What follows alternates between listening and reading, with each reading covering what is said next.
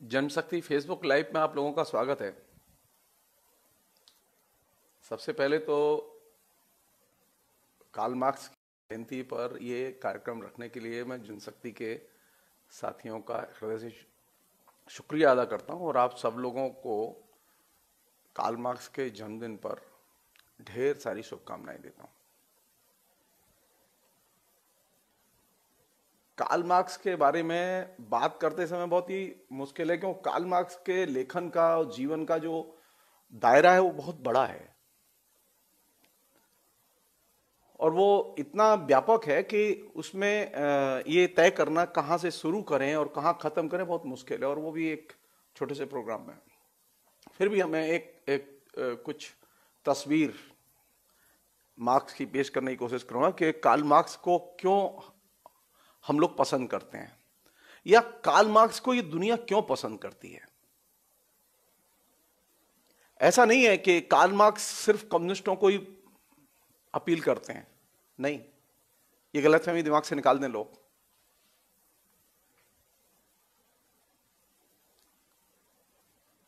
Karl Marx की जो appeal है वो उन लोगों में भी है जो कि कार्ल मार्क्स से नफरत करते हैं,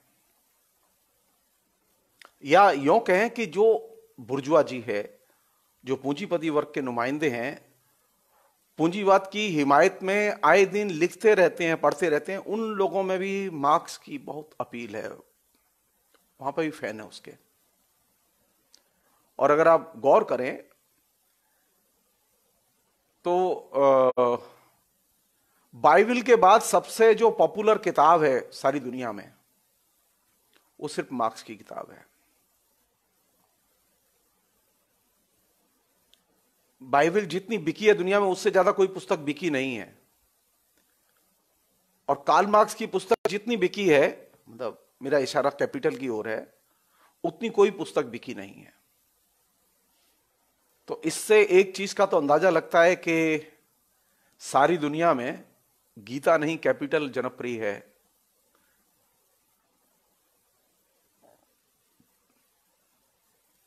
कार्ल मार्क्स दुनिया के हर कोने में, हर भाषा में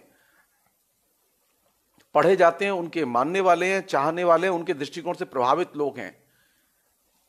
पिछले 200 वर्ष में जिस व्यक्ति ने सबसे अधिक इस दुनिया को प्रभावित किया और उसके ब्रेन की आप कल्पना नहीं कर सकते। कार्ल मार्क्स के जो मस्तिष्क है, और वो कितना बड़ा मस्तिष्क है, इसकी हम लोग कल्पना नहीं कर सकते। कार्ल मार्क्स के जमाने में जो कार्ल मार्क्स के आलोचक हुआ करते थे, जो कार्ल मार्क्स के बारे में सबसे जिन्होंने गंभीर चीजें लिखी, जिनकी आलोचनाएं लिखी, वे लोग भी कार्ल मार्क्स की मेधा का लोहा मानते थे। उनमें से एक थे, बड़े इंटरेस्टिंग चीज है जहां से मैं इसकी शुरुआत करना चाहता हूं, मोजेस हेस। मोजेस हेस मार्क्स के कंटेम्पररी थे और कार्ल मार्क्स को बहुत प्यार करते थे। उनका एक बहुत ही छोटा सा पत्र है जो कि उन्होंने अपने एक दोस्त को लिखा था। मोजेस हेस ने कार्ल मार्क्स और फ्रेडरिक एंगल्स के लेखन की बड़ी तीखी आलोचना भी लिखी है।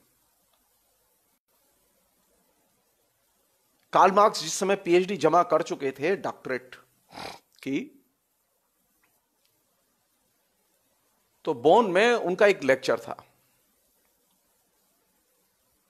तो उस लेक्चर को सुनने के लिए मोजेस हेस ने अपने दोस्त को चिट्ठी लिखी,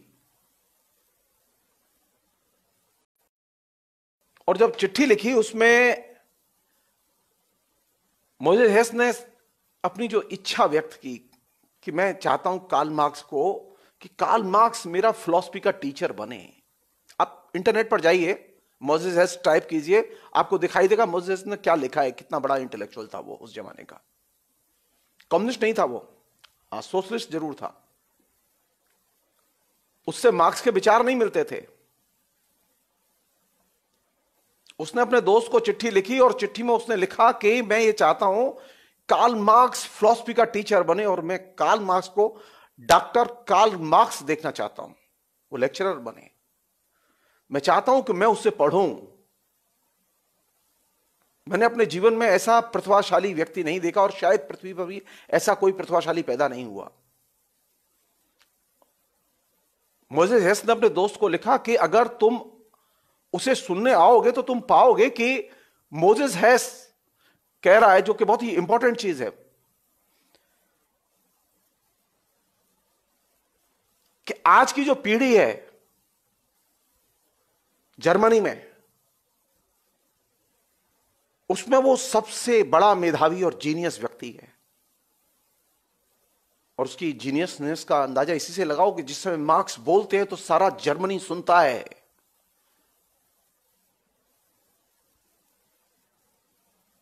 और ब्रेन बोले, जब तुम बोलो सुनोगे ना उसे, कार्ल मार्क्स को, तो रूसो, बाल्टेयर, ये तमाम जितने बड़े विचारक हुए इस यूरोप में, उन सारे विचारकों के ब्रेन को एक जगह पाओगे, वो है कार्ल मार्क्स का ब्रेन। तो मैं चाहता हूं कि तुम कार्ल मार्क्स का भाषण सुनने जरूर आओ। मोजेस हेस स्पिनोजा के अनुयायी थे, मार्क्स के अनुयायी नहीं थे समाजवादी, लेकिन अनुयायी थे स्पिनोजा के।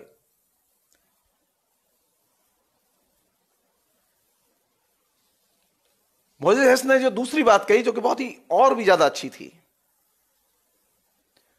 बोले कि अगर मैं उनकी सभा में होता तो मैं, जानते हो, मैं बिल्कुल एकदम एकाग्र भाव से सिर्फ उसके एक एक शब्द को सुनता रहता और हजम करता रहता।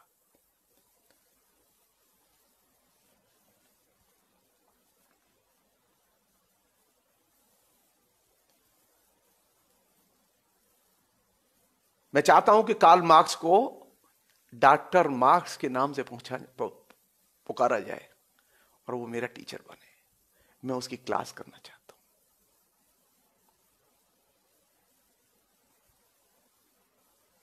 आखिरी पंक्ति थी उनकी चिट्ठी की, मैं पढ़ रहा हूं उसे।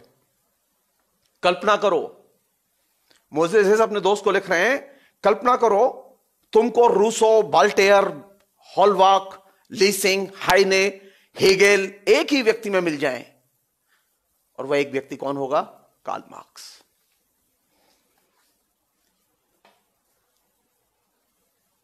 यहां से हम लोग देखना शुरू करें।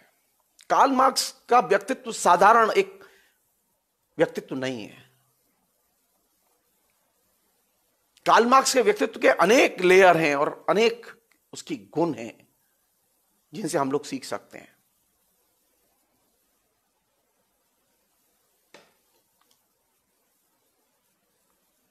कौन सी चीज थी जिसने कार्ल मार्क्स को इतना मेधावी और जीनियस बनाया? एक तो था, मेधा तो थी उसके पास में, लेकिन कौन चीज है जो उसका निर्माण? मेधा कोई अपने आप पक्के तैयार नहीं होती। ये हम लोग दिमाग से निकाल दें कि नहीं, मेधा तो अपने आप तैयार हो जाती है। नहीं, मेधा अपने आप तैयार नहीं होती।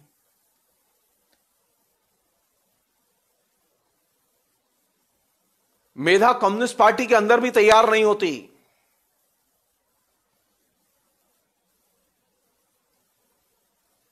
कार्ल मार्क्स इतने बड़े विचारक बने तो इसका एक बड़ा कारण यह है कि कार्ल मार्क्स का जन्म डेमोक्रेसी में हुआ था। कार्ल मार्क्स का जन्म अगर सोवियत संघ में होता और स्टालिन के जमाने में होता तो कार्ल मार्क्स की हत्या कर दी जाती। कार्ल मार्क्स जैसा व्यक्तित्व तभी बन सकता है जबकि उदार लोकतांत्रिक माहौल हो।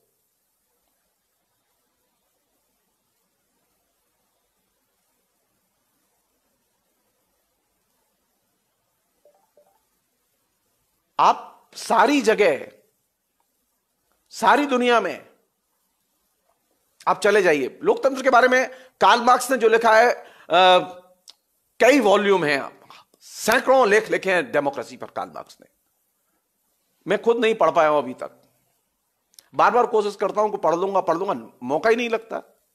इतना लिखा है उसने, और सारी दुनिया में यह प्रचारित कर दिया गया कार्ल मार्क्स का जनतंत्र से कोई लेना देना नहीं है।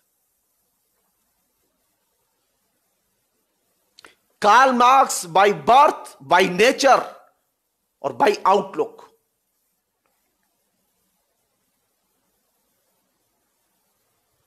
लोकतंत्र को सबसे ज्यादा पसंद करते थे। यह लोकतंत्र नहीं जो हमारे देश में दिखाई दे रहा है या अभी अमेरिका में दिखाई दे रहा है, यह लोकतंत्र नहीं। यह लोकतंत्र का सबसे विकृत रूप है जो हम लोग देखते हैं। कार्ल मार्क्स की जो सबसे बड़ी ब्यूटी है वो क्या है? कहां से देखें कार्ल मार्क्स को?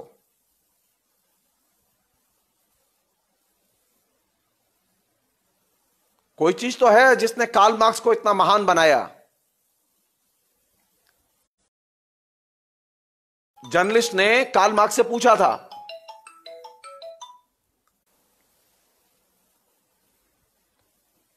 एक जर्मन पत्रकार ने कार्ल मार्क्स से पूछा कि आपने इतनी बड़ी बड़ी और इतनी मोटी मोटी किताबें लिखी और इतना अच्छा लिखा है, हम चाहते हैं कि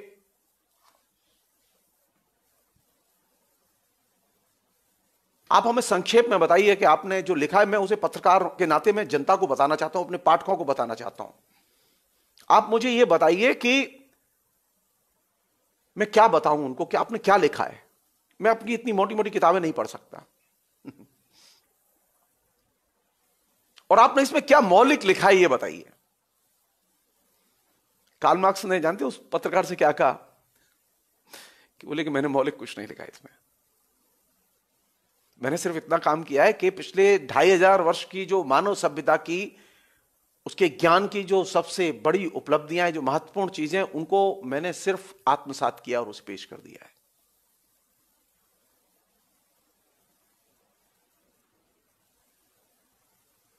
ये उदारता थी मार्क्स की। काम क्या किया था? अगर आपसे कोई पूछे कि आप मार्क्सवादी हो तो क्या जवाब देंगे? बहुत सारे जो कॉमरेड हैं वो सुन रहे होंगे। क्या मतलब है मार्क्सवाद का? मार्क्सवादी किसे कहते हैं? जिसने दास कैपिटल पढ़ा हो वो मार्क्सवादी है, या कम्युनिस्ट पार्टी का मेंबर हो वो मार्क्सवादी है?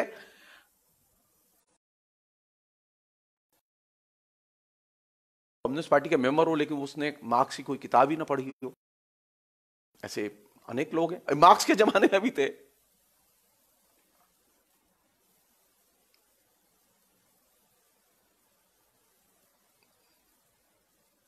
ऐसे भी लोग हैं जो कॉमन सेंस के आधार पर मार्क्सवाद के, कम्युनिस्ट पार्टी के हमदर्द होते हैं, समर्थक होते हैं, लेकिन मार्क्सवादी नहीं होते हैं। तो मार्क्स से पूछा किसे मार्क्सवादी कहें? कौन है मार्क्सवादी?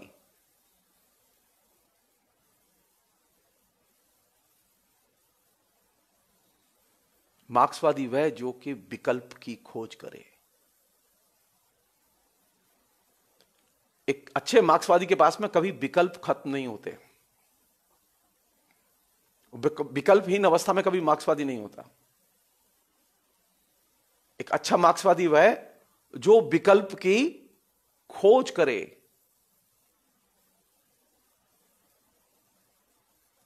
और दूसरी चीज, एक मार्क्सवादी के लिए क्या चाहिए? सिर्फ एक चीज, सिर्फ एक चीज। मार्क्स जिस समय पढ़ लिख कर बड़े हुए तो उस समय पूरे दुनिया में आइडियलिज्म का, आदर्शवाद का, भाववाद का, दर्शन की भाववादी परंपरा का गहरा असर था। सारे लोग भाववाद से बड़े पैमाने पर प्रभावित थे। भाववाद का मतलब यह है कि मनुष्य की चेतना उसकी भौतिक परिस्थितियों का निर्माण करती है, यानी विचार पहले आते हैं, पदार्थ पीछे आता है। और इस चीज से दुनिया के अधिकतर देशों में लोग प्रभावित थे, जर्मनी में भी लोग प्रभावित थे।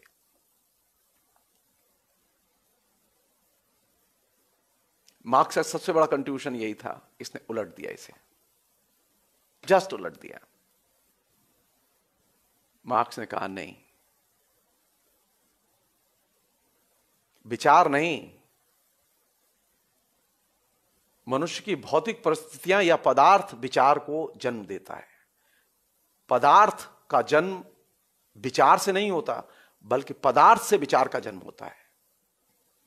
और ये जो चीज थी, इसने मार्क्स को सारी दुनिया में एकदम जनप्रिय बना दिया। ऐसा नहीं कि मार्क्स के पहले और लोगों ने ये बात नहीं लिखी थी, और लोगों ने भी ये बात लिखी थी, और भी लोग भौतिकवादी थे, लेकिन वही जो होता है, संयोग की बात है। मार्क्स ने लिखा फायरबाग की आलोचना करते हुए, जिससे उन्होंने हिस्टोरिकल, ऐतिहासिक दृष्टिकोण बात जिससे लिया। मार्क्स ने लिखा फायरबाग की आलोचना करते हुए, जो बात लिखी बहुत महत्वपूर्ण बात है, एक लाइन है लेकिन 11वीं थीसिस बहुत महत्वपूर्ण है। मार्क्स ने लिखा कि अब तक दार्शनिकों ने दुनिया की तरह तरह से व्याख्या तो की है, प्रश्न व्याख्या का नहीं है, सवाल यह है इस दुनिया को बदला कैसे जाए। तो मार्क्स के पहले के जो दार्शनिक थे, वो कैसे दार्शनिक थे? जो इस दुनिया की व्याख्या करते रहते थे, दुनिया ऐसी है, दुनिया वैसी है, दुनिया तब पैदा हुई, दुनिया ऐसे पैदा हुई, दुनिया ऐसे बदलेगी, वगैरह वगैरह। लेकिन वे ये नहीं बता पाए कि दुनिया बदलेगी कैसे। मार्क्स का जो बुनियादी प्रस्थान बिंदु है दृष्टिकोण का, वो ये, मार्क्स उस अर्थ में, पुराने दार्शनिकों के अर्थ में दार्शनिक नहीं है, बल्कि पुराने दर्शन के और दार्शनिक परंपरा के और दार्शनिकों की परंपरा के अर्थ में हेगेल आखिरी दार्शनिक थे।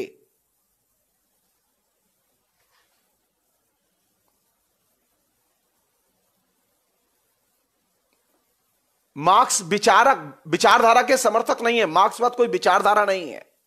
हम में से अधिकतर लोग लूजली बोलते रहते हैं ना, मार्क्सवाद एक विचारधारा है।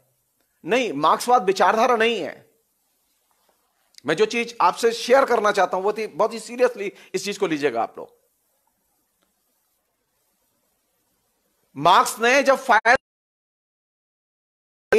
अब तक दार्शनिकों ने दुनिया की तरह तरह से व्याख्या तो की है, प्रश्न व्याख्या का नहीं है, सवाल यह इस दुनिया को बदला कैसे जाए।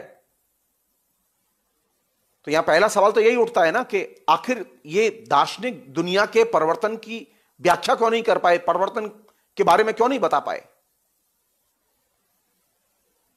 वे इसलिए नहीं बता पाए क्योंकि वे दुनिया को ज्यादा गहराई से जानते नहीं थे।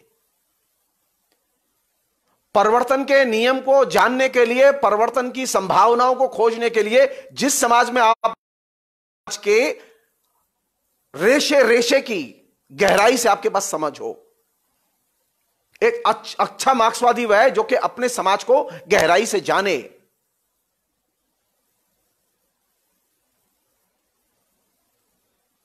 मार्क्स की खूबी यह थी, मार्क्स तमाम अपने पहले के तमाम दार्शनिकों थे इस मामले में एक कदम आगे थे। वे दर्शन तो जानते ही थे, उनके पास दार्शनिक दृष्टि थी, वे दार्शनिक भी थे, लेकिन एक चीज आगे थे। वो क्या चीज थी? वे इस दुनिया को जानते थे, इस दुनिया की पॉलिटिकल इकोनॉमी और इकोनॉमी को जानते थे। वे पूंजीवादी समाज और पूंजीवादी समाज के जर्रे जर्रे को जानते थे कि यह पूंजीवादी समाज बनता कैसे और चलता कैसे है। और यही वह विशिष्ट चीज थी जिसने कि मार्क्स को मार्क्स बनाया। यही वह नई चीज थी जिसने कि मार्क्स को पहले के सभी दार्शनिकों से अलग खड़ा कर दिया। मार्क्स पहले व्यक्ति थे, सारी दुनिया में पहले व्यक्ति थे, पूरे ह्यूमन से विकास के, ज्ञान के विकास के क्रम में पहले व्यक्ति थे जिन्होंने परिवर्तन के नियम की वैज्ञानिक ढंग से खोज की कि समाज बदलता कैसे है, समाज के बदलने के नियम क्या है। मार्क्स से पहले कभी गहराई से इस पर विचार नहीं किया गया।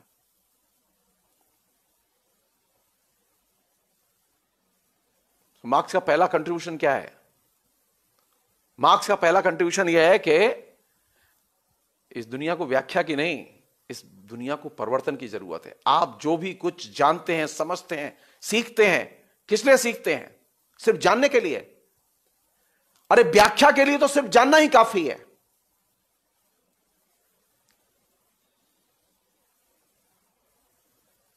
क्या आप ज्ञान के जिस क्षेत्र में जाना चाहते हैं, जिसकी व्याख्या करना चाहते हैं, आप उसे ऊपर से जाने और आप बता दें? लेकिन परिवर्तन के लिए आपको नीचे समाज में जाना पड़ेगा, उसके तमाम पहलुओं को जानना पड़ेगा गहराई से। तो मार्क्स पुराने दार्शनिक,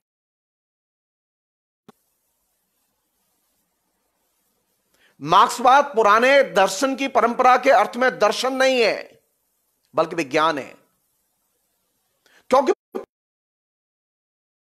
पहली बार एक दूसरी घटना भी घटी। वो क्या घटना थी? वो घटना यह घटी कि मार्क्स के पहले तक विचार था और विचार के साथ में जुड़ा हुआ एक दृष्टिकोण हुआ करता था, जिसे हम लोग आउटलुक कहते हैं।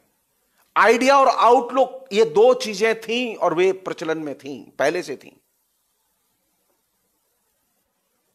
मार्क्स ने दर्शन की आलोचना करते हुए दूसरी जो महत्वपूर्ण चीज दी कि अगर इस दुनिया को बदलना है और इस दुनिया को देखना, आपके पास दृष्टि नहीं, विश्व दृष्टि होनी चाहिए। तो मार्क्सवाद एक साधारण चीज नहीं है, साधारण दृष्टिकोण नहीं है, बल्कि यह विश्व दृष्टि है। आप इसे दृष्टिकोण के तौर पर लेंगे तो मार्क्सवाद समझ में नहीं आएगा आपको। मार्क्सवाद विभिन्न दृष्टियों में से एक दृष्टि नहीं है, बल्कि वह विश्व दृष्टि है।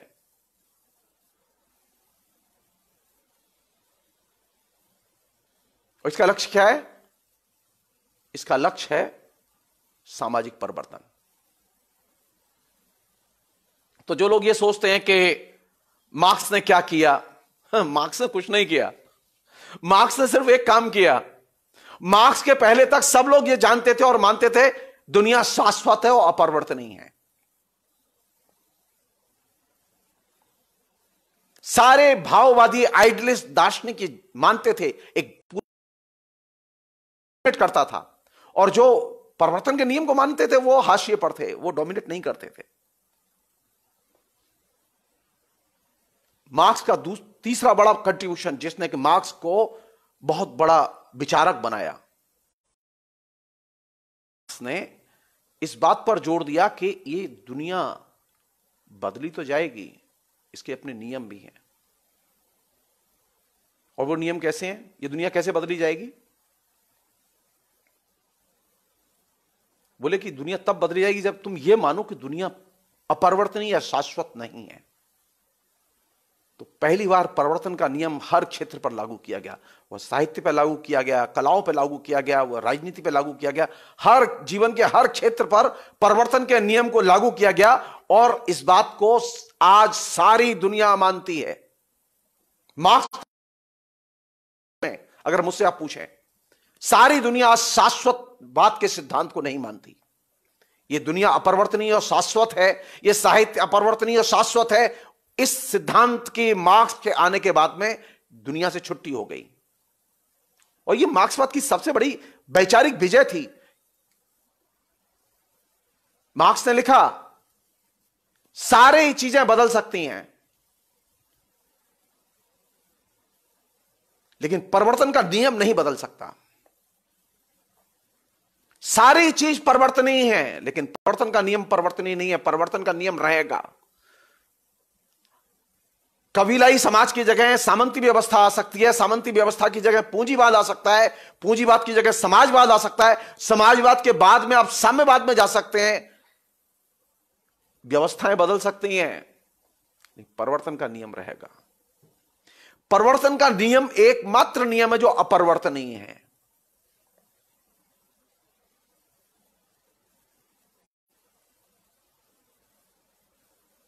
हम लोग जब ये बात करते हैं ना कि मार्क्सवाद प्रासंगिक है कि नहीं है, मार्क्सवाद दर्शन नहीं है।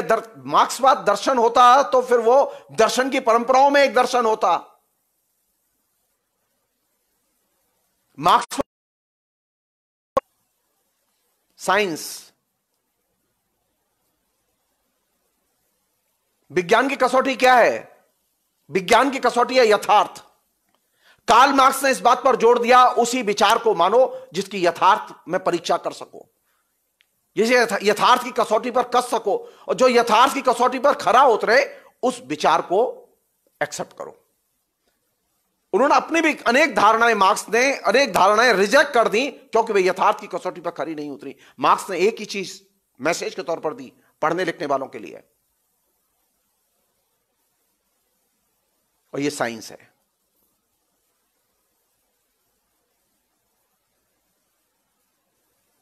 सुनी सुनाई अटकलबाजियों से दर्शन नहीं पढ़ा जाएगा, प्रोपेगेंडा के तौर पर दर्शन नहीं पढ़ा जाएगा। सारे देश के लोग मान रहे हैं, सारी दुनिया के लोग मान रहे हैं, तो आप भी मानो ना। पूरा स्कूल था उस जमाने में। मार्क्स से पूछा गया कि आपकी अपनी वो चॉइस बताइए, अपनी इच्छाएं बताइए, आप क्या क्या चाहते हैं।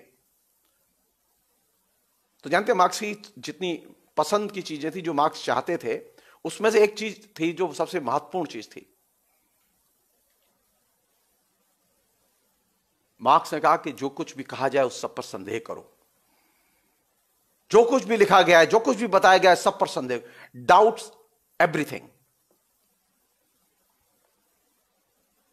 और यह चीज ऐसी थी जिसने कि मार्क्स को और मार्क्सवादियों को सारी दुनिया के परिवर्तन के नियमों की खोज में लगा दिया। जब आप संदेह करते हैं, खोज करते हैं, और यह खोज ही आपको नए तक ले जाती है, और यह खोज ही आपको सामाजिक परिवर्तन की प्रक्रिया का हिस्सा बनाने की ओर ले जाती है।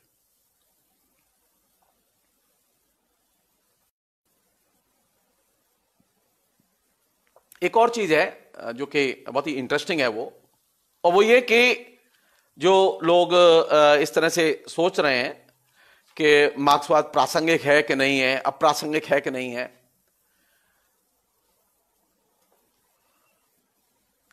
जब हम किसी भी घटना को देखते हैं, किसी भी फिनोमिना को देखते हैं, समृद्धि को देखते हैं, कोई भी व्यक्ति होता है उसे देखते हैं, तो उसमें एक नहीं, एक से अधिक कारण होते हैं।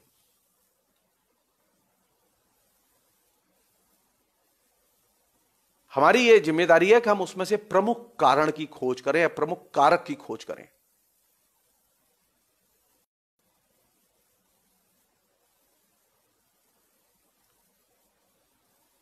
मार्क्स को बुनियादी तौर पर जिन लोगों ने इंटेलेक्चुअल जीनियस बनाने में मदद की, वे थे उसके शिक्षक,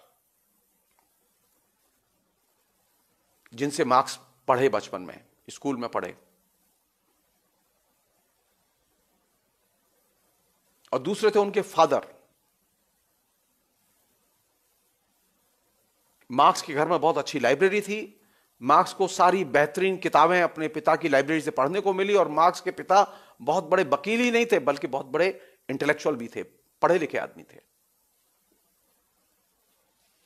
तो मार्क्स के पास में एक बहुत ही शानदार पृष्ठभूमि थी, जिसमें उसके शिक्षक जो कि रिवेल थे, एक से एक अच्छे शिक्षक थे। एक उनका शिक्षक था जो कि रिएक्शनरी था। मार्क्स वो जब शिक्षक रिटायर होने को था, तो किसी ने कहा कि जाके भाई अपने गुरुजी को प्रणाम तो कराओ।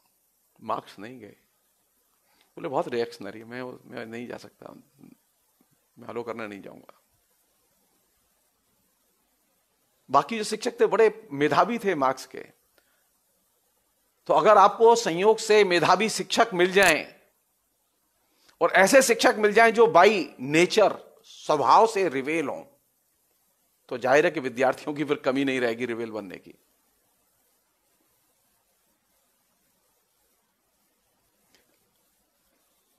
लाहौर में एक जमाने में जो डीएवी कॉलेज होता था आर्य समाज का, उस डीएवी कॉलेज के जो शिक्षक हुआ करते थे, बड़े रिवेल शिक्षक हुआ करते थे। और उन रिवेल शिक्षकों ने हिंदुस्तान के लिए दर्जनों क्रांतिकारी दिए। भगत सिंह का जो पूरा ग्रुप है क्रांतिकारियों का, वो उसी डीएवी कॉलेज की देन है। तो समाज के निर्माण में, और खासतौर पर कार्ल मार्क्स के निर्माण में, उसके शिक्षकों की बहुत बड़ी भूमिका थी। कभी मौका लगेगा तो उनके शिक्षकों के बारे में बात करेंगे, लेकिन फिलहाल मैं एक संक्षेप में ये चीज शेयर करना चाहता हूं कि मार्क्स का व्यक्तित्व उनका खुद का तो गठा हुआ था ही, लेकिन उसमें उनके पिता और उनके जो शिक्षक थे जिन्होंने आरंभिक दिनों में उनको पढ़ाया था, उनकी बहुत बड़ी भूमिका थी। उन्होंने मार्क्स के व्यक्तित्व को एकदम तराश के विकसित किया।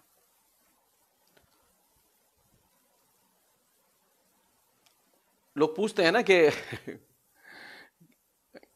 मार्क्स, अभी मनोज कुमार ने पूछा है कि उसकी प्रासंगिकता क्या है। उसकी कोई प्रासंगिकता नहीं है वैसे, लेकिन एक प्रासंगिकता है, हर एक के जीवन के लिए प्रासंगिकता है, जिसे हम लोग डायलेक्टिक्स कहते हैं ना, द्वंद्वात्मक।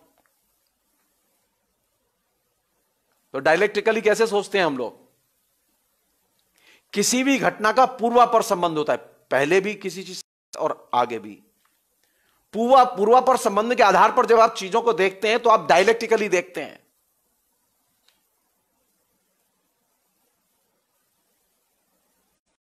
चीज को हिस्टोरिकली देखते हैं। तो मार्क्स की खूबी क्या थी? उन्होंने कौन सी चीज हमें दी? ऐतिहासिक द्वंद्वात्मक भौतिकवाद। इसमें ऐतिहासिक उन्होंने फायरबाख से लिया और द्वंद्वात्मक जो उन्होंने हेगेल से लिया, और इसको मिला के उन्होंने एक ऐतिहासिक द्वंद्वात्मक भौतिकवाद बनाया। और इन दोनों की जो आदर्शवादी चीजें थी वो निकाल दी और उसमें भौतिकवाद अपना शामिल कर दिया।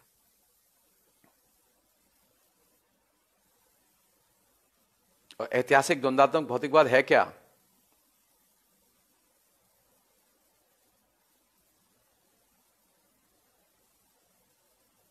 वन लाइनर, स्वयं के खिलाफ संघर्ष।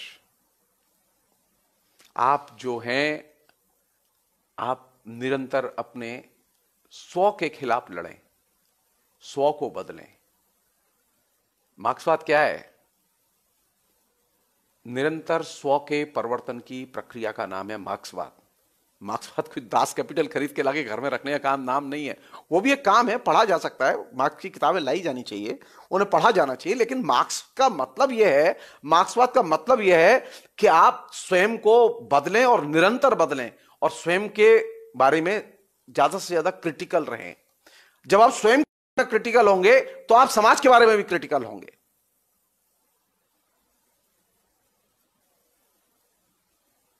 अब एक छोटी सी चीज जो कि बहुत ही पॉपुलर है और मैं चाहता हूं कि आप लोग उसे सोचें और देखें।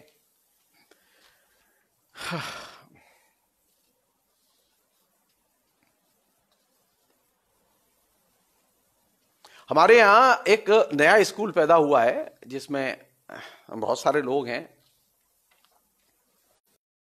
ये जो हमने जो टॉपिक रखा है ना आज, बात भी है। क्यों रखा है ये? इसके रखने के पीछे एक मकसद है। एक मकसद तो वह है जो सामने दिख रहा है कि एक नेशनलिज्म की डिबेट चल रही है और नेशनलिज्म को लेकर एक बातचीत हो रही है। सवाल यह है कि क्या राष्ट्रवाद कोई ऐसे में जिसे देखा जाए? राष्ट्रवाद भौगोलिक कैटेगरी नहीं है।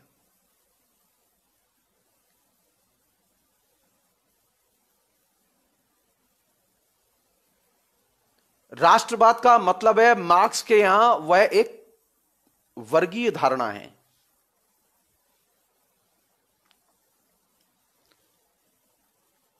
राष्ट्रवाद को एक नेशन के तौर पर नहीं, एक वर्गीय अवधारणा के तौर पर कार्ल मार्क्स ने विश्लेषित किया और चिन्हित किया है।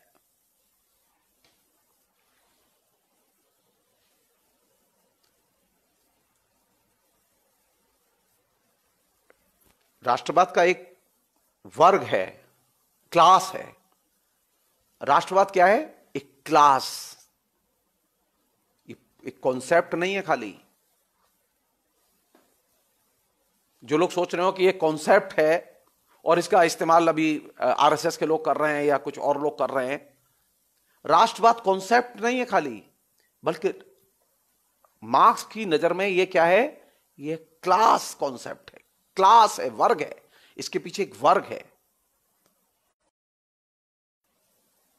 इसकी ब्यूटी है, जैसा कि मार्क्स ने लिखा था कि इसकी ब्यूटी है कि ये हमेशा ये सामाजिक वर्गों की आड़ में छिपा रहता है।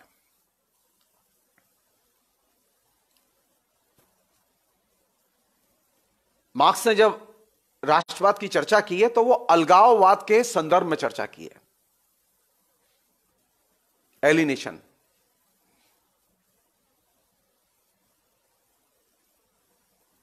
अब हम में से अधिकतर लोग एलिनेशन के बारे में नहीं जानते, तो मार्क्स के जो राष्ट्रवाद संबंधी जो धारणा है उसे भी नहीं जानते।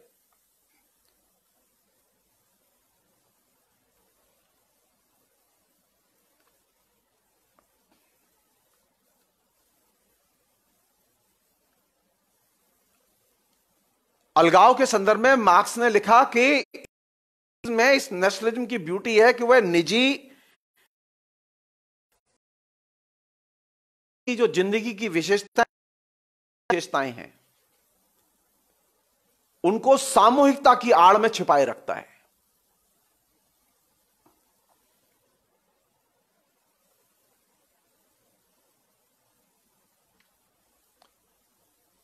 और अगर एक बहुत ही सरल ढंग से लें तो ये जो नेशनलिज्म है, इस नेशनलिज्म एसेंशियली इन दिनों जो चल रहा है पिछले करीब 70-80 साल से, बेसिकली आइडेंटिटी पॉलिटिक्स के एक पर्सपेक्टिव से चल रहा है।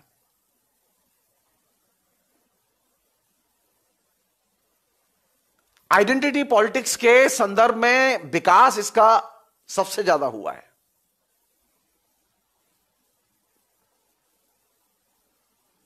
मसलन अगर राष्ट्रवाद को अगर पॉलिटिकल कैटेगरी मान लेंगे तो आपके लिए असुविधा होगी, एक राष्ट्रवादी और एक राष्ट्रवादी नहीं है।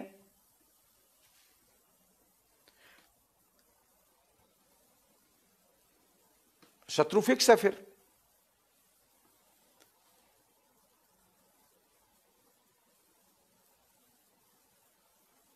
मार्क्स ने जब अलगाव के संदर्भ में इसकी बात की थी तो एक आयरिश आइडेंटिटी उस समय सामने थी, और आयरिश आइडेंटिटी करते समय अलगाव की प्रक्रिया के बृहत्तर प्रक्रिया के प्रसंग में उन्होंने राष्ट्रवाद की चर्चा की थी।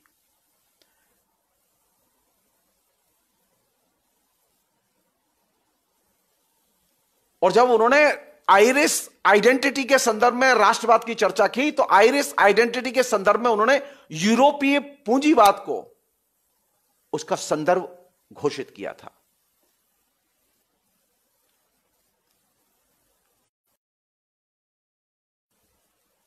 जो आयरिश लोग अपनी नेशनलिज्म की लड़ाई लड़ रहे थे तो वो नेशनलिज्म की लड़ाई को कैसे देखा जाए? अगर राष्ट्रवाद एक वर्ग है और उसमें क्लास निहित है, फॉर एग्जाम्पल हिंदू अस्मिता के प्रश्न को, हिंदू राष्ट्रवाद के प्रश्न को आप सेंटर में रख सकते हैं। आरएसएस के लोग जिसकी रोज हिमायत कर रहे हैं, वकालत कर रहे हैं, प्रचार कर रहे हैं मीडिया, हम उसे केंद्र में रख सकते हैं। तो उनसे पूछा जा सकता है कि भाई ये जो हिंदू राष्ट्रवाद है या ये जो हिंदू अस्मिता है, इस हिंदू राष्ट्रवाद और हिंदू अस्मिता का संदर्भ क्या है?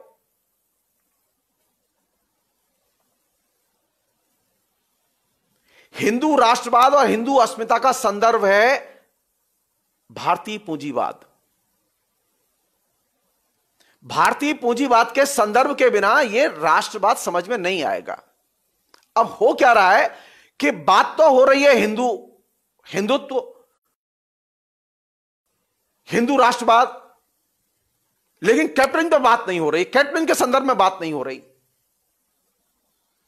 मार्क्स ने जब एलिनेशन के प्रसंग में आयरिश नेशनलिटी के प्रश्न पर, आयरिश नेशनलिज्म पर विचार किया तो उनके सामने संदर्भ साफ था। उन्होंने एक चीज रेखांकित की थी कि राष्ट्रवाद पर जब भी बात होगी तो उसके संदर्भ की खोज की जानी चाहिए।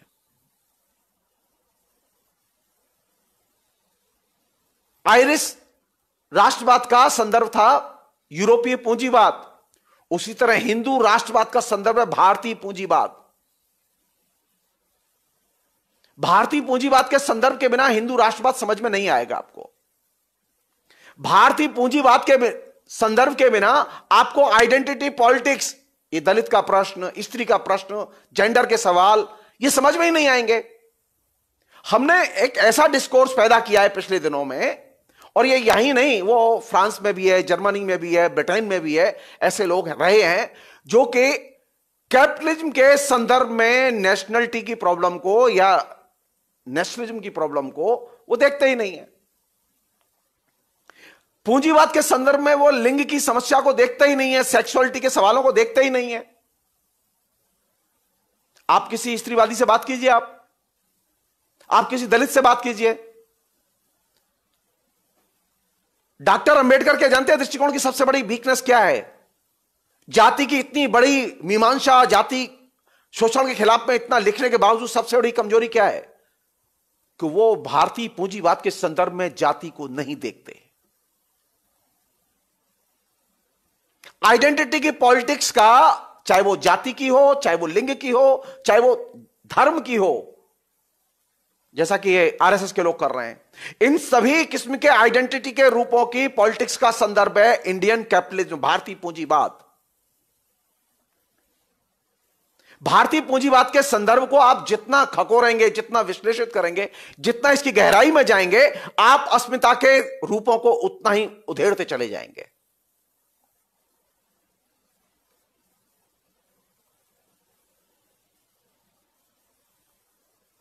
तो मार्क्सवाद से और कार्ल मार्क्स से एक चीज की शिक्षा मिलती है कि अगर हमें राष्ट्रवाद पर बात करनी है या आइडेंटिटी पॉलिटिक्स के इश्यू पर बात करनी है, तो हमें उसके संदर्भ को पहचानना होगा। आइडेंटिटी पॉलिटिक्स पहचानी जाती है अपने संदर्भ से। मसलन मेरा भी संदर्भ क्या है? मैं भी प्रोफेसर नहीं हूं, मैं रिटायर कर चुका हूं। मेरा भी संदर्भ यह है कि मैं शुद्ध नागरिक हूं। मैं जब प्रोफेसर था, जब मैं नौकरी करता था, तो मेरी आइडेंटिटी बनती थी, जो मेरा संदर्भ था वो किससे? प्रोफेसर और मेरे यूनिवर्सिटी के संदर्भ से। और अभी मेरी आइडेंटिटी किससे बनेगी? एक लड़की जिसकी की शादी नहीं हुई है और जो बीए क्लास में पढ़ती है, उसकी आइडेंटिटी क्या होगी? वो लड़की भी है, यानी स्त्रीलिंग भी है, और वो स्टूडेंट भी है। आइडेंटिटी कौन सी होगी? ये उसकी आइडेंटिटी तय होगी उसके संदर्भ से। उसका संदर्भ कौन सा है? उसका संदर्भ है कि वो स्टूडेंट है, वो छात्री है।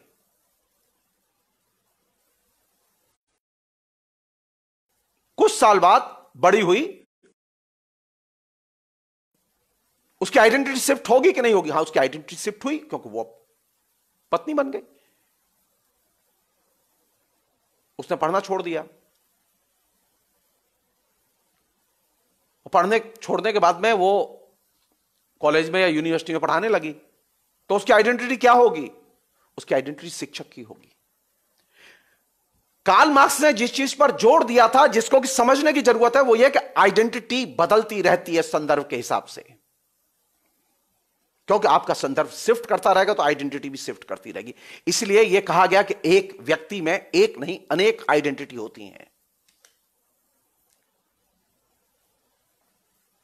आइडेंटिटी का संदर्भ बिल्कुल वैसे ही है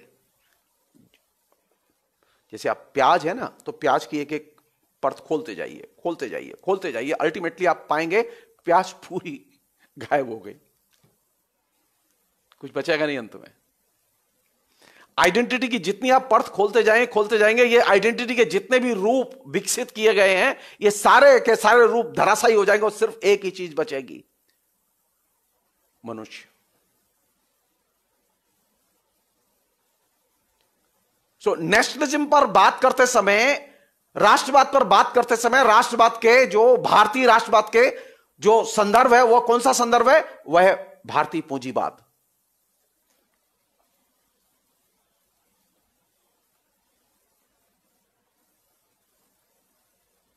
सवाल यह कि भारतीय पूंजीवाद का क्या भारतीय जनता के साथ में मैत्री संबंध है? क्या भारतीय पूंजीपति वर्ग का जनता के साथ में मैत्री संबंध है?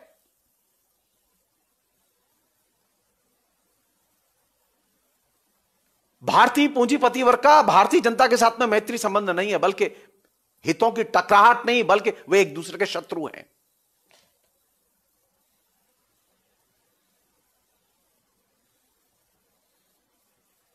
तो आइडेंटिटी पर बात करते समय जब आप संदर्भ में जाएंगे और आप ये देखेंगे, अगर ये नेशनलिज्म या हिंदू राष्ट्रवाद हो या इस्लामिक राष्ट्रवाद हो या वो चाइनीज राष्ट्रवाद हो, उसका संदर्भ है उसके देश की अर्थव्यवस्था। भारत की अर्थव्यवस्था है पूंजीवादी, तो भारतीय पूंजीवाद राष्ट्रवाद का संदर्भ है। वह राष्ट्रवाद की वर्गीय प्रकृति को निर्धारित करता है। हिंदुस्तान में राष्ट्रवाद के बारे में वे लाख दावे करें,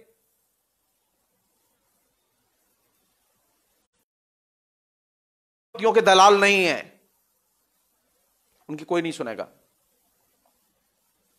क्योंकि उन्होंने कभी पूंजीपति वर्ग के खिलाफ में संघर्ष ही नहीं किया। उनके नेशनलिज्म में कभी कैपिटलिस्ट क्लास की आलोचना ही नहीं आती। आप ज्यादा दूर मत जाइए, आप सिर्फ राष्ट्रीय स्वयंसेवक संघ के लोगों से पूछिए कि पिछले दिनों मोदी सरकार ने 6 साल में जो बैंकों का जो कर्ज बकाया था अमीरों के ऊपर, जो अमीरों ने जमा नहीं किया, और जिस कर्ज को मोदी सरकार ने बट्टे खाते डाल दिया, वो लाखों करोड़ों रुपया है। आरएसएस ने कभी एक बयान तक जारी किया?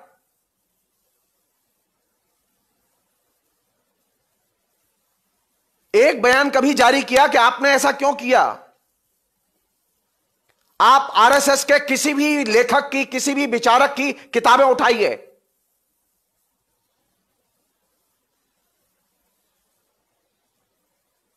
पिछले 70 साल में उन्होंने कभी भी एक भी बयान भारतीय पूंजीपति वर्ग के खिलाफ दिया?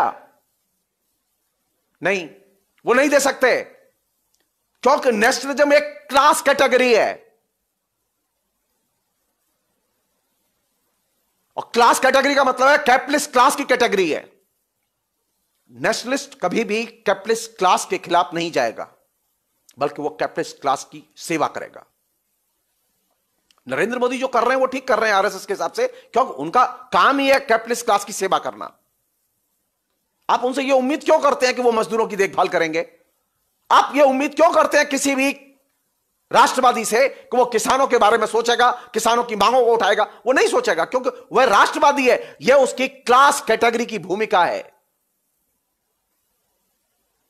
मार्क्स ने बहुत पहले इस बात को कहा था कि यह एक क्लास कैटेगरी है, इसका कैपिटलिस्ट क्लास से गहरा संबंध है।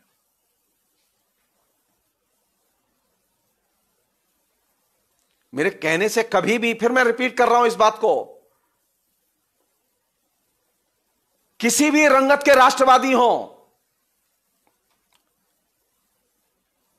ये तो हिंदू राष्ट्रवादी हैं। महात्मा गांधी वही तो राष्ट्रवादी थे ना। महात्मा गांधी के साथ में कांग्रेस बनाई, जिन्होंने पिछले 70 साल शासन किया है, 60 साल शासन किया है देश पर। कांग्रेस भी अपने को राष्ट्रवादी कहती है।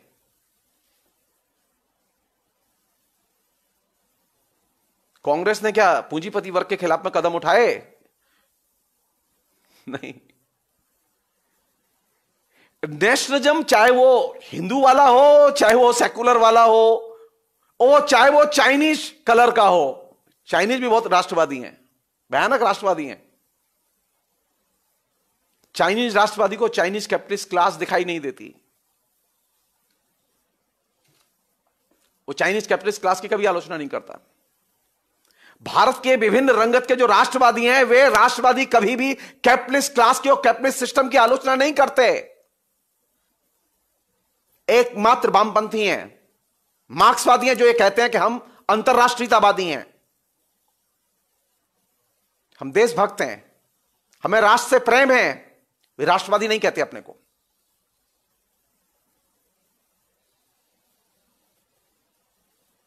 वे राष्ट्रवादी इनकार करते हैं, क्योंकि वे वर्किंग क्लास के साथ जुड़े हुए हैं, जिसके हित सीधे सीधे कैपिटलिस्ट क्लास से टकराते हैं।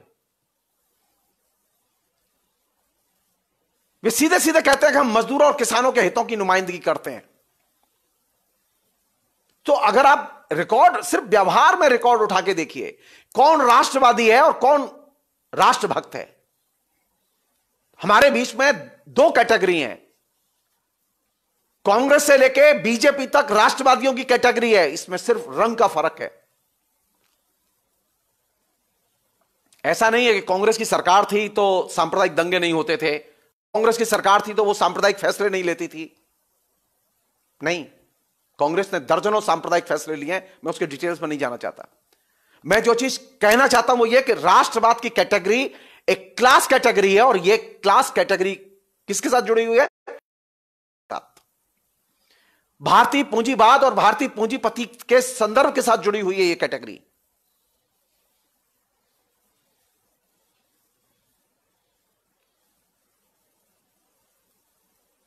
हमने लगातार एक ऐसा सिस्टम विकसित किया है अपने बीच में, हमने एक ऐसा समूह विकसित किया है अपने बीच में जो किसी भी किस्म के नेशनल डिस्कोर्स को सामने आने देना ही नहीं चाहता, और वो कभी इधर का राष्ट्रवाद होता है, कभी उधर का राष्ट्रवाद होता है। नहीं, रविन्द्रनाथ टैगोर ने, और बड़े लेखक हैं हिंदी के प्रेमचंद और बंगला के रविन्द्रनाथ टैगोर ने नेशनलिज्म की कठोर आलोचना की, और वह आलोचना पढ़ी जानी चाहिए। और एक ऐसे जमाने में रविन्द्रनाथ टैगोर ने नेशनलिज्म की आलोचना की जबकि महात्मा गांधी सामने खड़े थे। महात्मा गांधी जिस राष्ट्रवाद की हिमायत कर रहे थे, खर मुखालफत की। और आजकल के जो नेता हैं इनकी तो, जिसे कहें कि वो महात्मा गांधी के पैरों की धूल नहीं है।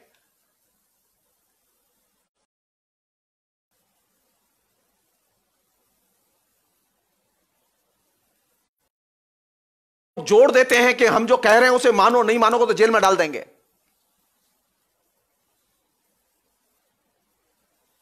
जब स्वदेशी के नाम पर, नेशनलिज्म के नाम पर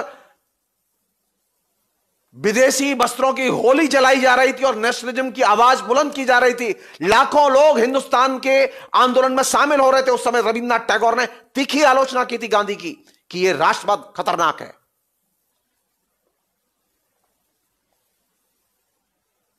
राष्ट्रवाद किसी भी रंगत का हो, वो अंत में वो सांप्रदायिक विभाजन में जाता है और या फिर फासिज्म की तरफ जाता है। दो ही रास्ते हैं उसके। कभी गंभीरता से सोचें हम लोग, जिस राष्ट्रवाद की ज्वाला को प्रज्वलित किया गया ब्रिटिश इंपीरियलिज्म के खिलाफ लड़ने के लिए, उस राष्ट्रवाद की ज्वाला से भारत विभाजन कैसे निकला? अगर राष्ट्रवाद के अलावा कोई और रास्ता चुना गया होता जनता को यूनाइट करने का, तो शायद भारत विभाजन नहीं होता।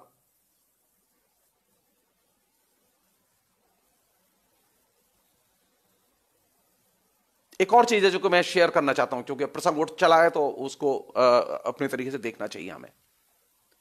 ये हिंदू मुस्लिम सिख ईसाई आपस में है, भाई भाई, ये जो नारा था जो गांधी के जमाने में सबसे ज्यादा लगा, ये नारा जितना लगेगा और जितना रिपीट किया जाएगा, आप तय मान लीजिए उतना ही ज्यादा सामाजिक विभाजन बढ़ेगा।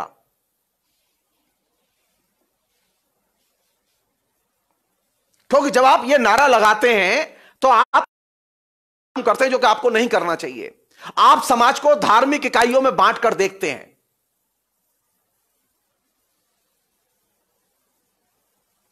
यह समाज धार्मिक इकाइयों में बटा हुआ समाज नहीं है।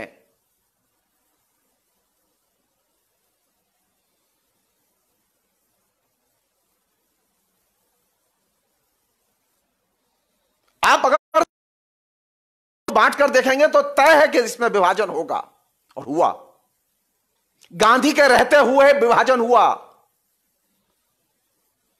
जिन्ना जैसा रैशनल आदमी एकदम कम्युनल बन गया। सारे लोग थे, कौन नहीं था जिसने कि फ्रीडम मूवमेंट में बड़ी भूमिका नहीं निभाई, और उन सबके रहते हुए भारत विभाजन हो गया। लोगों के दिल बंट गए, क्योंकि आपने जो अपने दिमाग में जो इस नारे में जो इकाई चुनी वो धर्म था। मैं फिर विनम्रता से कहना चाहता हूं कि आप धर्म के आधार पर, आइडेंटिटी के आधार पर मनुष्य को न देखें। आइडेंटिटी के आधार पर देखेंगे, धर्म के आधार पर देखेंगे, नस्ल के आधार पर देखेंगे, आप तय मानिए आप समाज में उतना ही विभाजन बढ़ेगा।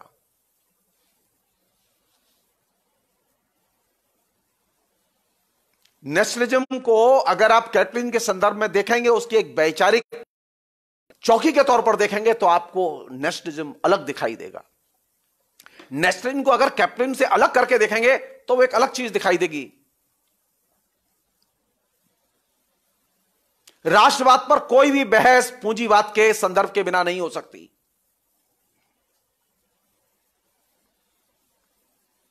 हमें इस बात पर सोचना होगा कि क्या पूंजीपति वर्ग का जो चरित्र है वो जनता के साथ मित्रतापूर्ण चरित्र है या शत्रुतापूर्ण चरित्र है।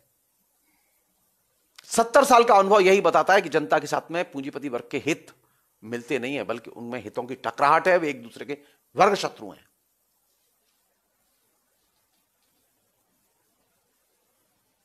आप सोचिए, आप यहां से सोचिए खाली कि नेशनलिज्म की जो आंधी चली हुई है अभी पूरे देश में, उस नेशनलिज्म की आंधी में सिर्फ अगर किसी के घर सुरक्षित हैं तो वे कौन लोग हैं, और जो असुरक्षित है वो कौन है।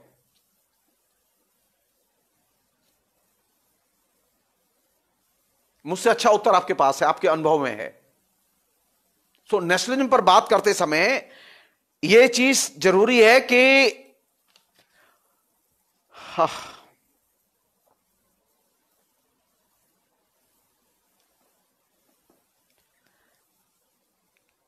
एक अन्य चीज जो कि मार्क्स के संदर्भ में हम लोग देखें और सोचें, एक दो बात कह के मैं ये बात रोक दूंगा यहां। और महत्वपूर्ण चीज दी कि इस समाज को देखने के लिए उन्होंने एक उपकरण दिया जिसे हम लोग कहते हैं क्लास कंट्राडिक्शन, वर्गीय अंतर विरोध की दृष्टि। इस समाज को देखते समय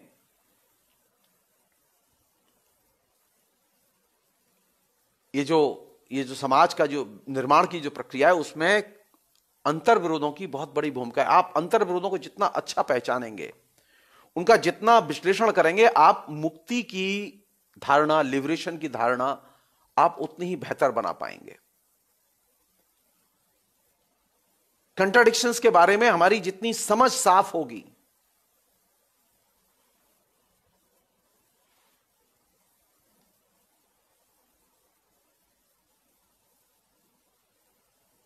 और ये जो मुक्ति की समझ कैसे बनेगी और कंट्राडिक्शन की समझ कैसे बनेगी, किसके आधार पर बनेगी? अंतर विरोधों को देखने का तरीका कौन सा होगा?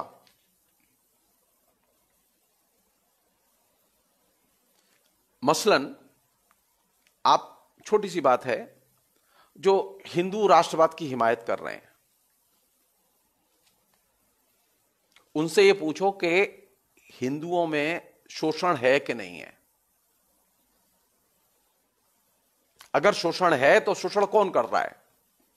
क्या हिंदू का शोषण कर रहे हैं या हिंदू का शोषण मुसलमान कर रहे हैं, जैसा कि वो लोग कह रहे हैं कि मुसलमान मुसलमान मुसलमान।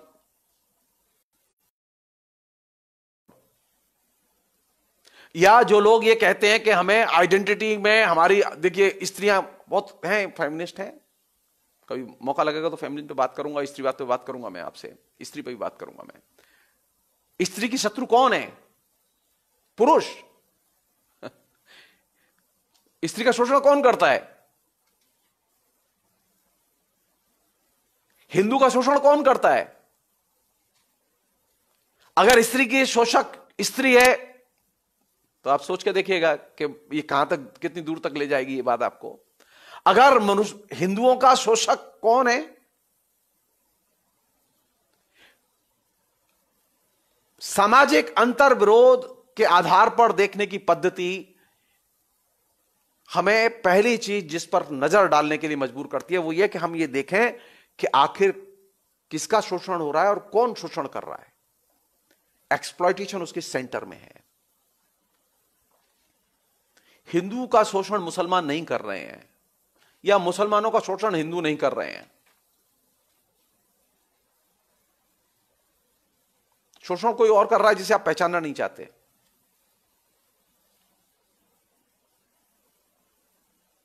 ये जो शोषक और शोषित के जो संबंध है वो कहां होते हैं? वो उत्पादन के साधनों में होते हैं। एक वर्ग वह है जो उत्पादन के साधनों का इस्तेमाल करता है और एक वर्ग वह है जो उत्पादन के साधनों का स्वामी है। इन दोनों के बीच में जो टकराहट है उसे हम कंट्राडिक्शन कहते हैं। तो जो उत्पादन के साधनों का उत्पादन के लिए इस्तेमाल करते हैं वे कौन है? वे शोषित हैं। और जो उत्पादन के साधनों के स्वामी है वे कौन है? वे शोषक हैं।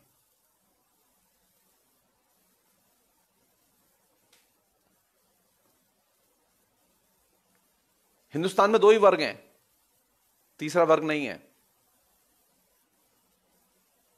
एक और दूसरी तरफ मजदूर है। एक तरफ जमींदार है और बड़ा किसान है और दूसरी तरफ खेतिहर मजदूर है। दो ही वर्ग हैं, दो कमाने वाले और दो खाने वाले। भाई कोई वर्ग नहीं है।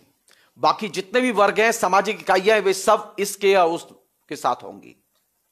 हम जो मिडिल क्लास के लोग हैं वे स्वभाव से जो है वो पूंजीपति वर्ग के साथ हैं। हमारी नेचर है ये। हम सेफ साइड रहना चाहते हैं। मजदूरों के साथ नहीं रहते हम मध्य वर्ग के लोग। तो सामाजिक अंतर विरोधों को देखने का पहला आधार है कि समाज में देखो कि शोषण और शोषण करने वाली ताकत कौन सी और किन वर्गों का शोषण हो रहा है। और इसका पैमाना क्या होगा? उत्पादन के साधनों से कौन जुड़ा हुआ है, कौन उत्पादन के उपकरणों का उत्पादन के लिए इस्तेमाल करता है और कौन उत्पादन के उपकरणों का स्वामी है। यह स्वामी और उपयोगकर्ता, इन दोनों के बीच का जो कंट्राडिक्शन है वही कंट्राडिक्शन बुनियादी कंट्राडिक्शन है। और यह चीज एक ऐसी चीज थी जिसने कि सारी दुनिया को देखने का नजरिया बदल दिया।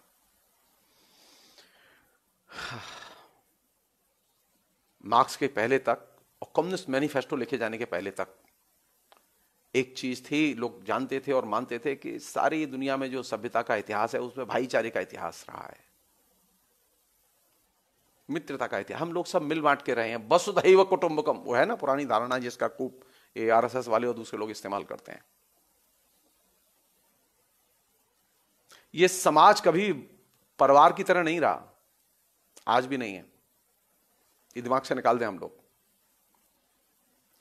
मार्क्स ने जब कम्युनिस्ट मैनिफेस्टो लिखा, मार्क्स एंगल्स ने मिलकर कम्युनिस्ट मैनिफेस्टो लिखा, तो कम्युनिस्ट मैनिफेस्टो की ओपनिंग लाइन थी जो कि बहुत महत्वपूर्ण लाइन थी।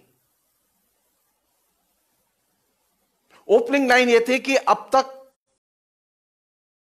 इतिहास वर्ग संघर्ष का इतिहास है।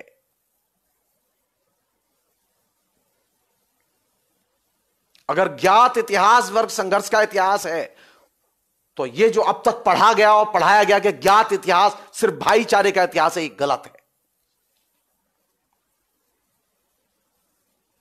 और मार्क्स इस दृष्टि से सही है।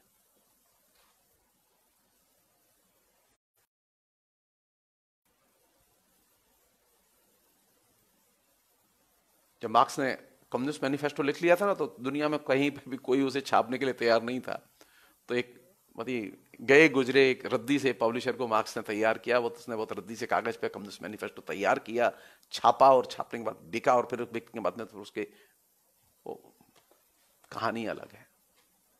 सारी दुनिया में है वो, सारी दुनिया की भाषाओं में है। और कम्युनिस्ट मैनिफेस्टो आने के बाद सारी दुनिया पर अभी भी कम्युनिज्म का भूत, कम्युनिज्म का प्रेत मंडरा रहा है। वो एक ही चीज से डरते हैं, कम्युनिज्म से। एक ही चीज से डरते हैं, मार्क्स के विचार से। वो एक ही चीज से डरते हैं क्योंकि मार्क्स ने कहा था कि दुनिया को बदलने की ताकत अगर किसी वर्ग में है तो वर्किंग क्लास है।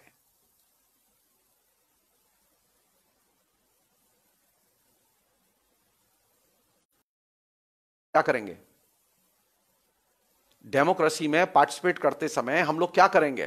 किसके साथ खड़े होंगे? वर्किंग क्लास के हितों की हिफाजत में खड़े होंगे या वर्किंग क्लास के हितों के विपरीत होंगे? हमें बार बार यह चीज देखनी पड़ेगी, हर चुनाव में देखनी पड़ेगी, चाहे वो पंचायत का चुनाव हो, चाहे वो विधानसभा का चुनाव हो, चाहे वो लोकसभा का चुनाव हो, और चाहे वो विश्व स्तर पर उठी हुई कोई समस्या हो। हमें देखना होगा कि ये जो डेमोक्रेसी है वो डेमोक्रेसी किसके लिए है?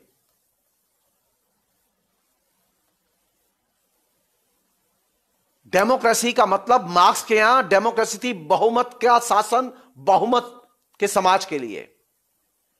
समाज में बहुमत किन वर्गों का है? पूंजीपति वर्ग का है या गैर पूंजीपति वर्ग का? मजदूर और किसान बहुसंख्यक हैं या पूंजीपति बहुसंख्यक है, पूंजीपति और जमींदार बहुसंख्यक हैं?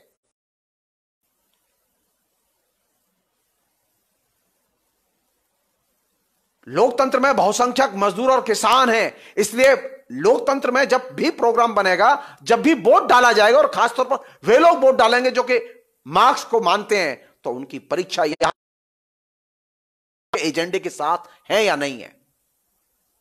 वे इलेक्शन जीते या हारे इन मटेरियल, उनके 1 सीट आए या 2 सीट आए इन मटेरियल।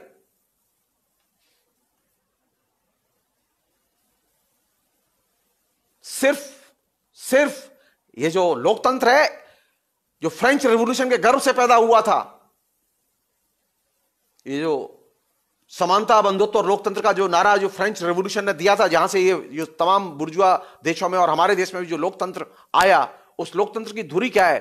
वहां समानता, बंधुत्व और लोकतंत्र की स्वतंत्रता सिर्फ उनके लिए है जो कि व्यापार करते हैं। और वे लोग जो व्यापार नहीं करते, उनके लिए कोई लोकतंत्र में जगह नहीं है, ध्यान रखिएगा। ये आप दिमाग से निकाल दीजिए। मार्क्स को खुद कई देशों की सरकारों ने खदेड़ खदेड़ के फेंका बाहर। बार बार पाबंदी लगाई गई उनकी एंट्री पर, उनके रहने पर, उनको निष्कासन आदेश मिले।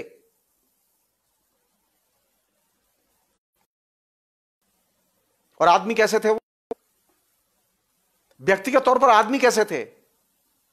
बेइंतहा शालीन, जेंटलमैन। ऐसा नहीं कि ये जो शालीन और शरीफ भाव जो अचानक पैदा हो, छात्र जीवन में वे बोहेमियन भी थे, दारू वारू पीते थे, ऐसा नहीं दारू नहीं पीते थे। लंदन में रहते थे तो ऐसा नहीं कि दारू नहीं पीते थे। एक बार का किस्सा है कि एक कैफे है लंदन में कोई, जहां मार्क्स रेगुलर शाम को पब है, पब जहां जो जाते थे वो बैठ के पीते थे। तो एक दिन रात को निकले, एकदम कस के पी हुई थी, पता नहीं क्या आया मूड में, पत्थर उठाते हुए पूरी स्ट्रीट लाइट तोड़ते हुए चले गए। घर गए, सारी स्ट्रीट लाइट जितनी रास्ते में सब तोड़ दी और घर गए। लोग बड़े परेशान। उसके बाद में पहली बार ये चीज लोगों के जेहन में आई। कुछ साल पहले इस घटना को याद कराते हुए बीबीसी लंदन ने कुछ साल पहले एक सर्वे किया कि पब से जो लोग निकलते हैं वे इतने वायलेंट क्यों होते हैं, वे तोड़फोड़ क्यों करते हैं। बीबीसी लंदन के रिपोर्टर ने सर्वे पेश करने के पहले ये मार्क्स का ये किस्सा पहले सुनाया। उसने उस पब का जिक्र भी किया। तो मार्क्स ऐसे भी थे कि जब मन आता था तो पीते भी थे, और विद्वान इतने कि जब बच्चों के साथ रहते थे तो घंटों बातें करते रहते थे, तरह तरह की दुनिया के साहित्य पर बातें करते रहते थे, खेलते रहते थे बच्चों के साथ में। और जो मार्क्स की पत्नी थी बहुत मेधावी थी, एक्स्ट्रा ऑर्डिनरी मेधावी थी वो जेनी, बेइंतहा सुंदर थी लेकिन मेधावी थी।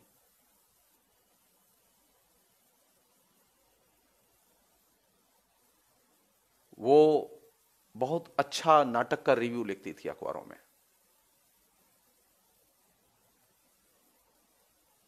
उसकी मेधा की कल्पना इसी से कर लीजिए, उसने मार्क्स का जो अधूरा काम था, कैपिटल के जो वॉल्यूम जो छपे नहीं थे मार्क्स के रहते हुए, वो जेनी ने, जेनी की मेधा ये थी।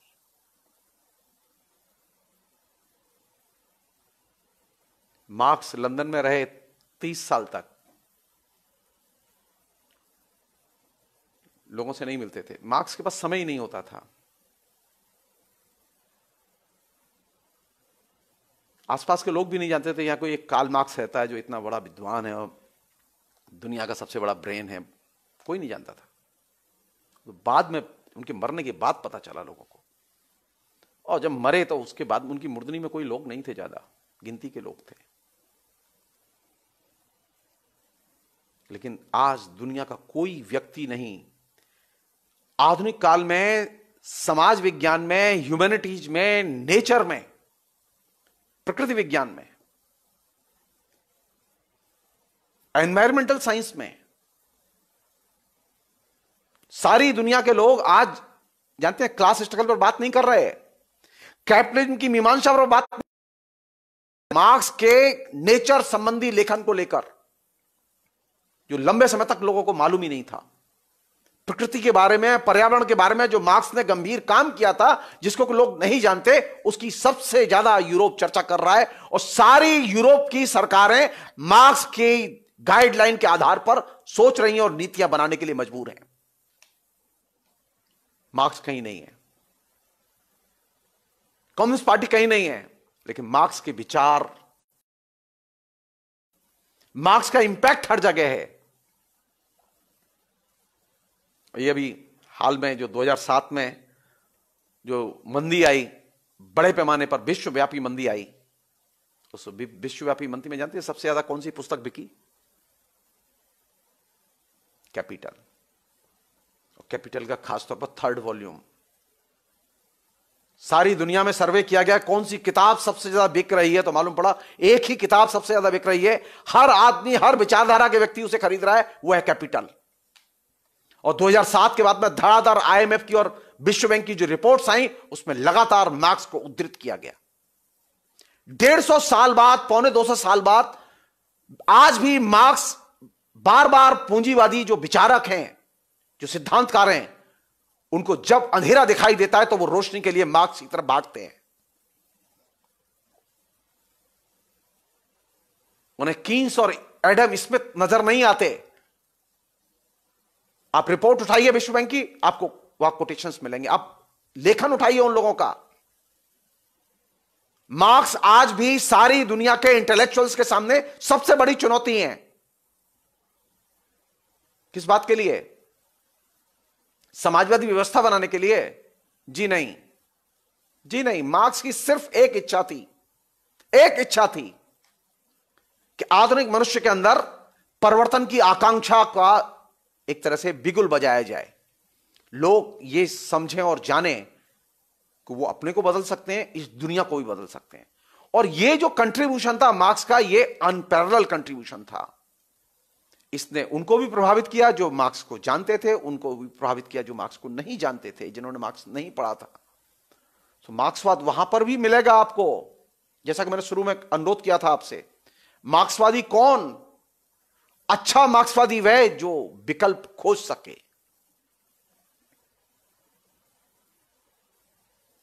अच्छा मार्क्सवादी वह जिसके अंदर परिवर्तन की आकांक्षा हो और जो इस समाज को शोषण से मुक्त करना चाहे। कहां मिलेंगे मार्क्स?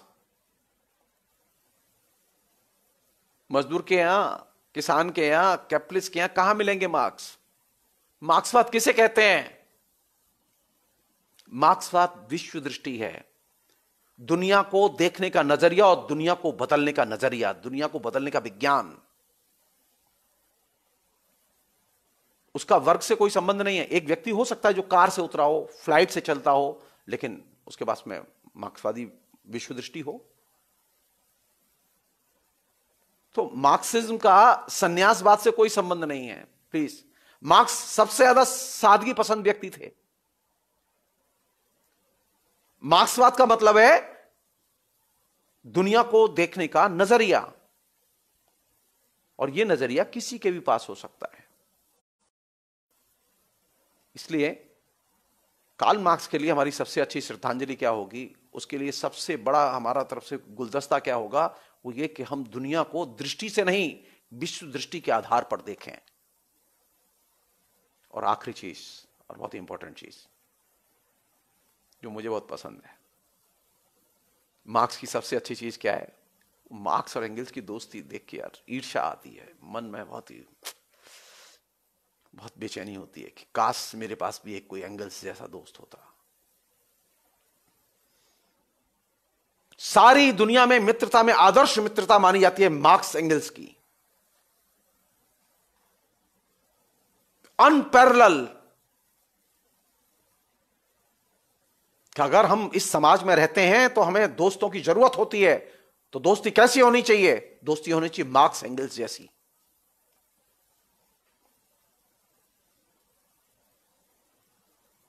इमोशनली, इंटेलेक्चुअली, सोशली, हर तरह से दोस्त एक दूसरे के बिना जी ना सके, एक दूसरे की निर्मम आलोचना कर सकें और एक साथ जी सकें। कैसी आलोचना हो, कैसा प्यार था, मैं आपको एक उदाहरण दे रहा हूं। एक कोई महिला लेखिका थी, उसका एक कहानी संकलन आया और वो कहानी संकलन की कॉपी उसने एक एंगल्स को दी। तो एंगल्स को लगा कि भाई जैसे हमारे यहाँ होता है, हमें भी बहुत सारे लोग देते हैं तो एंगल्स को दी, तो एंगल्स ने उसकी भूर भूर प्रशंसा लिख दी, अखबार में रिव्यू छपा उसका। अब वो हुआ ये कि कुछ दिन बाद वो महिला अपना कहानी संकलन लेके मार्क्स के पास भी गई। अब मार्क्स ने पढ़ा उसे, मार्क्स ने जब पढ़ा तो मार्क्स का खून खौल गया। मार्क्स ने पलट के तत्काल एंगल्स को एक चिट्ठी लिखी और कहा कि तुमने ये ठीक नहीं किया। उसने बहुत घटिया कहानियां लिखी थी और तुमने उसकी भूरी भूरी प्रशंसा की। एक अच्छे आलोचक का गुण यह नहीं है कि तुम्हारी जो कोई प्रशंसा करे, तुम्हारे साथ कोई भक्ति से पेश आए, तुम उसकी भूरी भूरी प्रशंसा कर दो। तुमने बहुत खराब आलोचना लिखी है।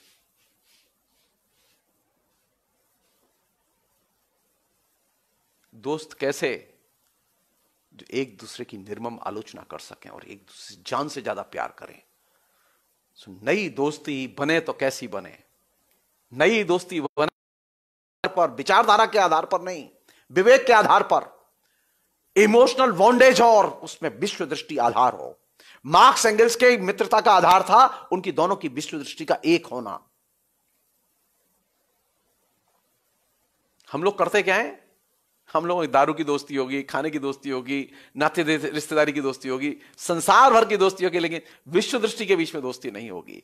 मित्रता हो तो विश्व दृष्टि के आधार पर हो, विश्व दृष्टि की तरफ बढ़ें कि हमारे दोनों की एक दूसरे की दोस्ती में विश्व दृष्टि भी एक हो, और वही दोस्ती ज्यादा टिकाऊ होती है। इसीलिए मार्क्स एंगल्स की दोस्ती आदर्श दोस्ती मानी जाती है और सारी दुनिया उसे देखकर ईर्ष्या करती है। मैं भी ईर्ष्या करता हूं। तो अगर दोस्ती रखनी है, दोस्ती पैदा करने हैं, तो एंगल्स और मार्क्स जैसी दोस्ती होनी चाहिए, जो हम एक दूसरे के सुख दुख देख सकें। आखिरी चीज, और बहुत इंपॉर्टेंट चीज कह रहा हूं मैं ये बात, अंतिम दिनों में मार्क्स की अपनी किसी नौकरानी से प्यार हो गया। कुछ साल पहले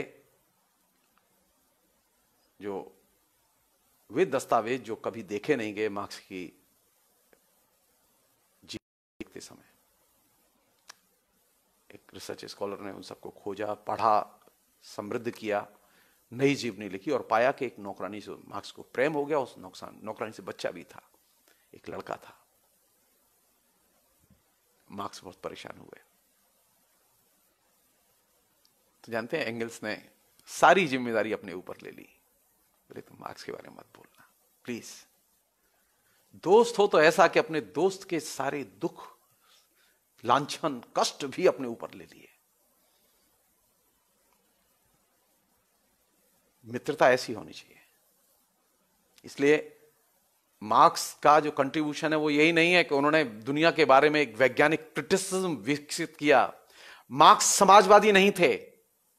मार्क्स ने समाजवाद की वकालत नहीं की थी।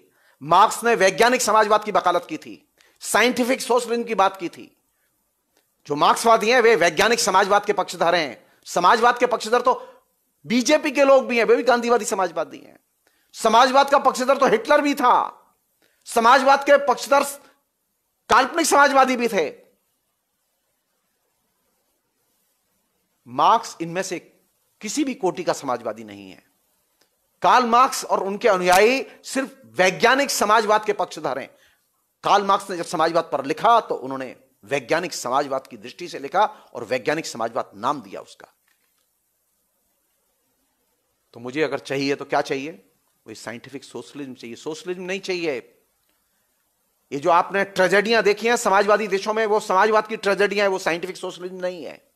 उसका कम्युनिस्ट मैनिफेस्टो के दृष्टिकोण से कोई संबंध नहीं है सोवियत संघ में जो कुछ घटा।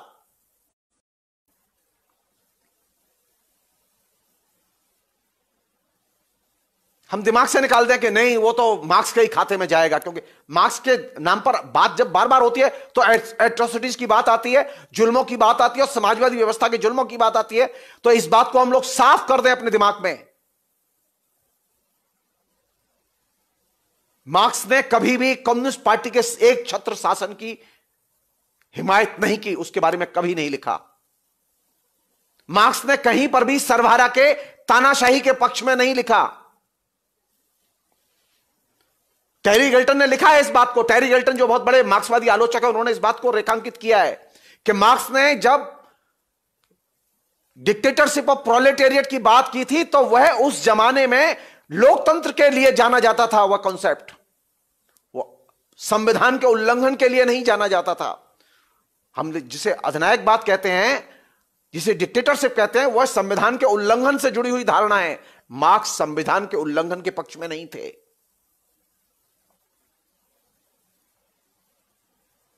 और मार्क्स ने इस पदबंध का इस्तेमाल लोकतंत्र के संदर्भ में किया था, क्योंकि वह उसी अर्थ में प्रचलित था। सर्वहारा की तानाशाही वहां फ्रांस में, जर्मनी में उस दौर में इसी अर्थ में प्रचलित थी, लेकिन कालांतर में इसका रूप बन गया मजदूर वर्ग की तानाशाही, कम्युनिस्ट पार्टी की तानाशाही।